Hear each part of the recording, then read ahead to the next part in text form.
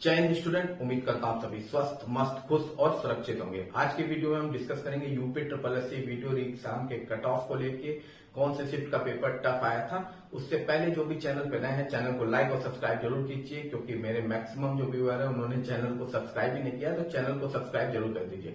चलिए चलते हैं वीडियो की ओर। तो सबसे पहले बात कर लेते हैं कि देखिए 2 दिन एग्जामिनेशन कंडक्ट हुआ था, 26 तारीख को और 27 तारीख को, यानी कल तक। ठीक, यानी टोटल 4 शिफ्ट में एग्जाम कंडक्ट कराया गया था। और टोटल जो बच्चों ने फॉर्म मतलब जिनके लिए एडमिट कार्ड रिलीज की गई थी वो थे लगभग 14,02,27,172 बच्चे, मतलब 14,27,172 बच्चों का टोटल आपका निकला था एडमिट कार्ड। और जो 64% के आसपास लगभग बच्चे एग्जामिनेशन छोड़ दिए।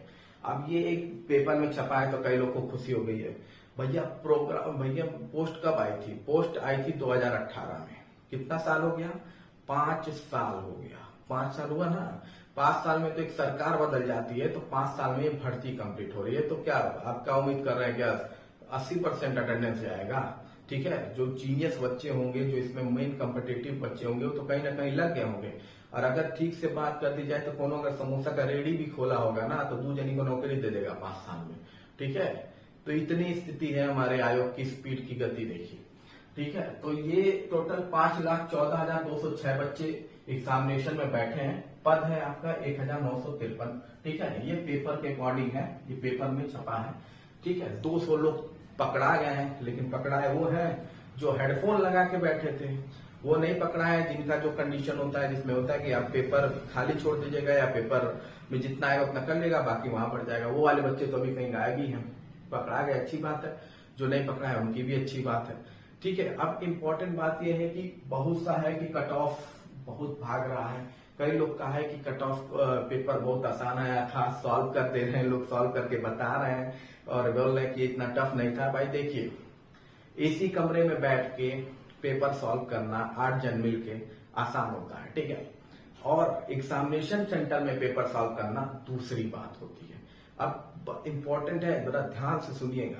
ठीक है, कोई भी एग्जाम बच्चा जो एग्जाम दे रहा है, वो जब प्रीवियस ईयर का पेपर लगाता है ना तो कहता है अरे यार कितना आसान पेपर आया था, प्रीवियस ईयर का पेपर कितना आसान आया हुआ था, ये तो मैं यूं ही कर लेता, मैं दिया होता। लेकिन जब वो अपना पेपर लगाने जाता है तो पता चलता है कि बाप रे ये तो बड़ा कठिन है यार, कैसे करें। उसका रीजन है, जब आप बैठे होते हैं घर पे, कमरा में, रूम में और पेपर सॉल्व कर रहे होते हैं तो वहां आप रिस्क लेते हैं, क्योंकि ये आपका स्कोर तय नहीं करने वाला है। तो उसमें आप रिस्क ले लेते हैं, उसमें क्वेश्चन सही भी होता है और उसमें आप पर एक प्रेशर नहीं होता है कि अगर यहाँ ये गलती हो गई तो मतलब गलती हो गई। ठीक है, वहां सुधार के चांसेस नहीं है। लेकिन जब आप एग्जामिनेशन हॉल में बैठते हैं तो एक प्रेशर में बैठते हैं। दूसरा, वहां पे ये रिस्क रहता है कि अगर यहाँ मैंने ये गलत कर दिया तो निगेटिव मार्क्स हो जाएगा, मेरा मार्क्स कट जाएगा।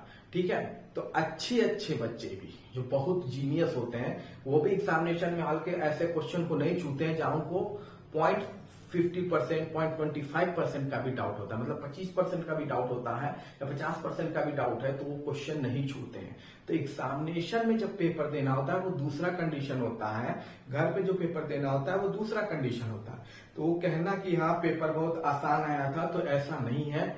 पेपर इजी टू मॉडरेट था। ठीक है, कुछ क्वेश्चन में ये कहूंगा कि कुछ शिफ्ट में जो क्वेश्चन आए हुए थे वो लॉजिकली भी आप लगा सकते थे, जैसे कि शिवाजी महाराज वाला क्वेश्चन था तो वो लॉजिकली आप सेंस से भी लगा सकते थे। लेकिन शिफ्ट में ऐसे क्वेश्चन भी थे जो आप सोचे के पढ़े बिना लगा नहीं सकते थे।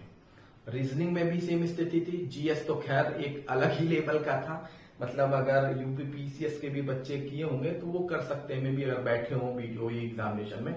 लेकिन उसका लेवल टफ था। टफ क्या, हाँ वही लेवल में कहूंगा टफ था। रीजनिंग में भी क्वेश्चन अगर नॉर्मल देखा जाए, वीडियो एग्जाम को लेकर देखा जाए तो रीजनिंग का भी क्वेश्चन टफ था। अगर वीडियो का लेवल देखा जाए तो रीजनिंग का भी क्वेश्चन टफ आया हुआ था। अब बहुत से लोग हैं कि मेरा पेपर आ गया, मेरा वो आ गया, मेरा क्वेश्चन आ गया।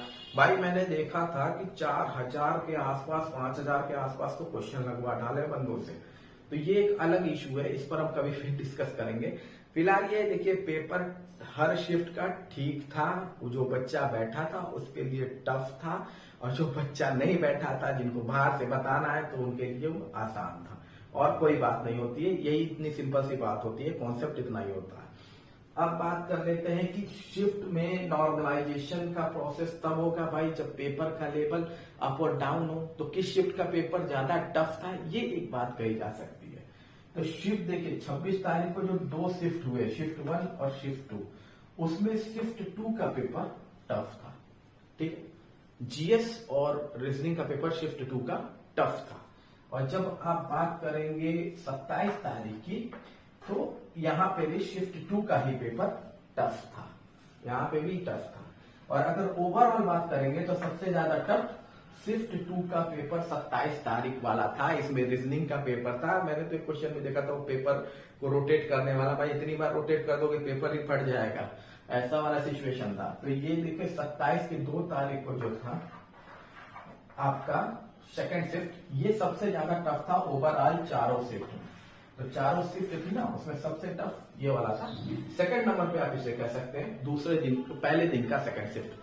तो ओवरऑल ये लेवल था पेपर का लेवल इजी टू मॉडरेट कहूंगा, कुछ क्वेश्चंस हार्ड कह सकता हूं, लेकिन इजी टू मॉडरेट कहूंगा। तो अब नॉर्मलाइजेशन होगा कि नहीं होगा, काफी लोग का क्वेश्चन है यहाँ पे। तो भाई नॉर्मलाइजेशन बिल्कुल होगा, क्यों नहीं होगा।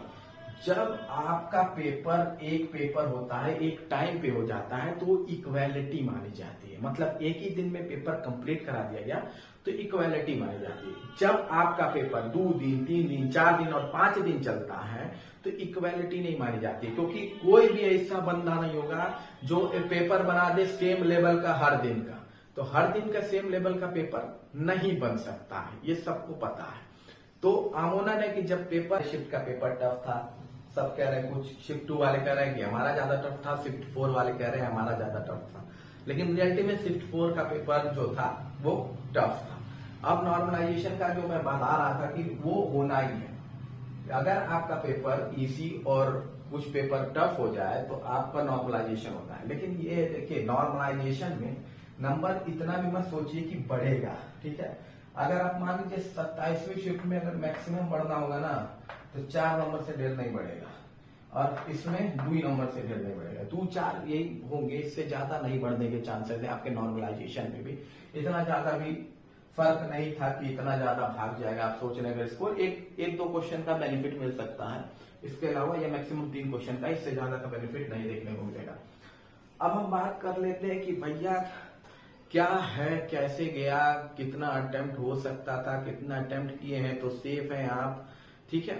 तो आप ये मान के चलिए जो हिंदी है, हिंदी में आपका जो है एवरेज, ये मान के चलिए कि लगभग अगर आपने 42 क्वेश्चन के आसपास किया हुआ है ना, 42 के आसपास, तो ठीक है, आपका स्कोर सेफ है हिंदी में, ठीक है। हिंदी में अगर आप देखिए तो आपका 42 के आसपास है अगर स्कोर, तो सेफ है, ठीक है, 42 तक। रीजनिंग में मैं 38 से 40 कहूंगा, 38 से 40 अगर आपके क्वेश्चन सही है ना तो आप सेफ हैं, ठीक।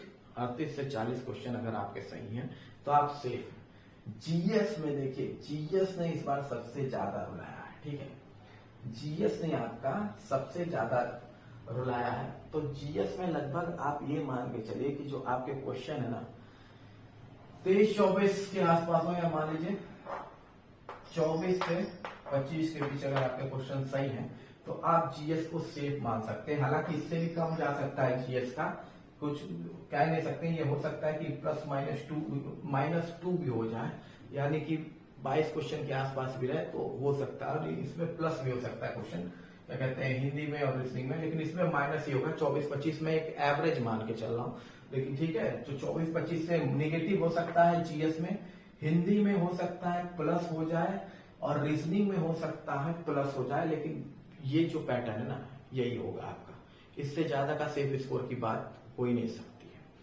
अब इस पे है कि कट ऑफ क्या बन सकता है भाई, ठीक है, कट ऑफ क्या बनेगा, कट ऑफ भी बनना है भाई, कट ऑफ कितना सेफ स्कोर रहे। तो जो सेफ स्कोर होगा कट ऑफ के लिए वो अनरिजर्व कैटेगरी का जो होगा वो लगभग आप मान के चलिए, अगर आपके 104 क्वेश्चन सही है ना, 104 से 105, तो आप सेफ जोन में है, ठीक है। 104 से 105 क्वेश्चन सही है। कई लोग कहेंगे सर 100 क्वेश्चन भी सही हो सकते हैं, ऐसा नहीं है यार। देखो ऐसा तब होता है जब पद बहुत बड़ी होती है। पद है 1953, ठीक है, पद 1953 है। ऐसा नहीं होगा कि एकदम बेवकूफे लोग बैठे होंगे या नॉर्मली एवरेज लोग बैठे होंगे। कुछ लोग होते हैं जो अबव एवरेज भी होते हैं, उनकी संख्या भी अच्छी खासी होती है। तो पद ज्यादा होता तब तो ठीक है, 100 का कट ऑफ मान के चलते हैं। पद अगर 3-4 हजार के पास होता, 100 का कट ऑफ होता, पद उतना है नहीं, ठीक है। और बहुत से बच्चे होंगे जो अच्छा खासा स्कोर कर रहे होंगे और वो आपके सामने दिखते नहीं है, ठीक है। और दूसरा ये भी बात है कि बहुत नकलची पकड़ा है, इसमें कोई डाउट नहीं है। पुलिस ने अपना अच्छा काम किया, अच्छी वो की है, लेकिन बहुत ऐसे होंगे जो बच गए होंगे, ऐसा भी नहीं है, ठीक है। तो ऐसे भी कुछ लोग होंगे। तो ये मान में चलिए कि आपका कट ऑफ 104 से 105 के बीच अनरिजर्व कैटेगरी का लगभग होगा, ठीक है। इतना तो आपका कट ऑफ इसका जाएगा। ओबीसी में आपका कट ऑफ जो होगा ना, ओबीसी में 101 से 102 मार्क्स अगर आप पा रहे हैं ओबीसी में, तो आपका क्वेश्चन हो जाएगा, आप ओबीसी में हो जाएंगे। देखिए ईडब्ल्यूएस यहाँ नहीं होगा क्योंकि ईडब्ल्यूएस का कोटा था नहीं। अगर बीच में आयोग ऐड कर ले तो कोई मुझे समझ में पड़े, लेकिन जिस साल की भर्ती उस साल ईडब्ल्यूएस का रिजर्वेशन नहीं था, तो ईडब्ल्यूएस का यहाँ पे कोई मतलब ही नहीं है, ठीक है।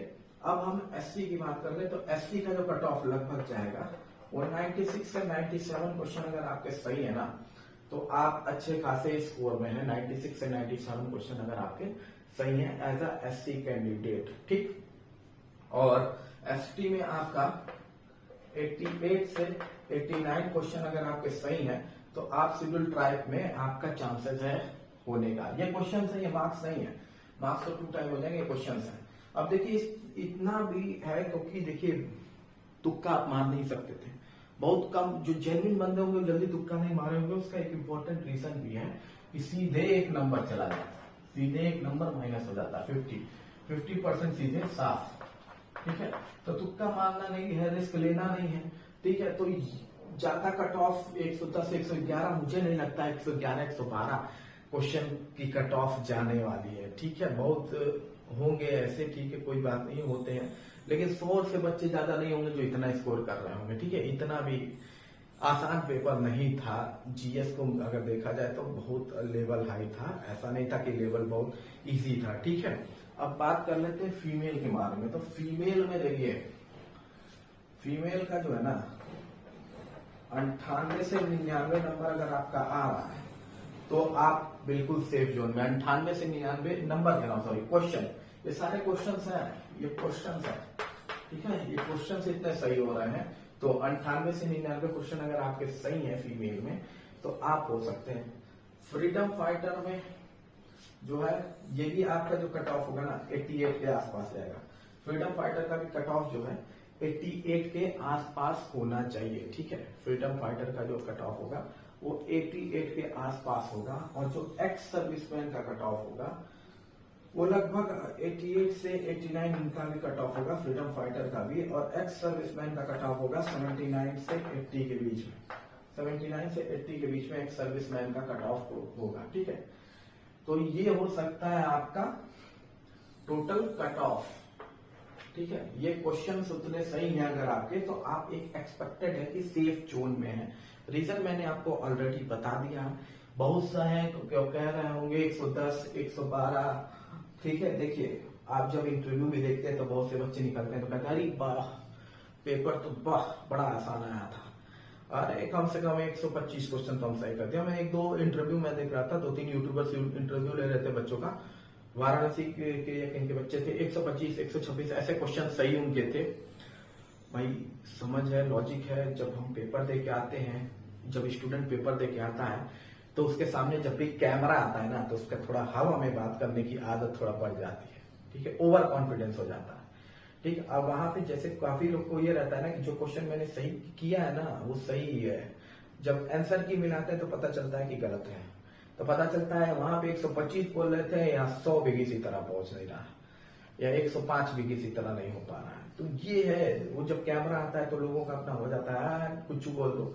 आप देख लीजिए पेपर में भी छपता है, हमारे जीनियस लोग बैठे रहते हैं, इतना आ रहा है, इतना कट ऑफ आ रहा है, इतना आ रहा है, भाई पेपर आसान था, पेपर आसान था, पता चलता है कट ऑफ एकदम से नीचे रहता है। ये कुछ रीजंस है, ठीक है। लेकिन जो भी है यही एवरेज होगा आपका 104 से 105, ठीक है। -1 +1 कर लीजिएगा आप, ठीक है। हो सकता है ये हो सकता है 103 ही चला जाए रिजल्ट, कोई भरोसा नहीं है, कोई कह नहीं सकते हैं। ठीक है, धांधली के बाद जब धांधली हुई थी तब आपका लगभग कट ऑफ जो गया था 107-8 गया था, 111-12 तो पॉसिबल ही नहीं है। जब धांधली हुई थी तब 112 नहीं गया था यार, 112-113 तो अब जाएगा। तो यही होगा आपका कट ऑफ। ठीक है, और पेपर तब जो आया था ना वो इजी आया था, ये टफ था पेपर, ये टफ था उस टाइम का पेपर, इजी था इससे कंपेयर टू इसके। तो यही होगा आपका कट ऑफ। ठीक है, -1 +1 आप कर लीजिएगा, +1 के चांसेस कम है, -1 ही आप कीजिएगा। तो यही होगा आपका फाइनल कट ऑफ। इतने क्वेश्चन सही है तो आप सेफ जोन में है। बाकी किसी भी अपडेट के लिए चैनल को लाइक और सब्सक्राइब जरूर कीजिए। देखिए मैंने देखा है जो हमारे व्यूअर्स हैं उसमें से 93% के आसपास ने चैनल को सब्सक्राइब नहीं किया, तो चैनल को सब्सक्राइब जरूर कीजिए। मिलते हैं अगले वीडियो में। जय हिंद, जय भारत।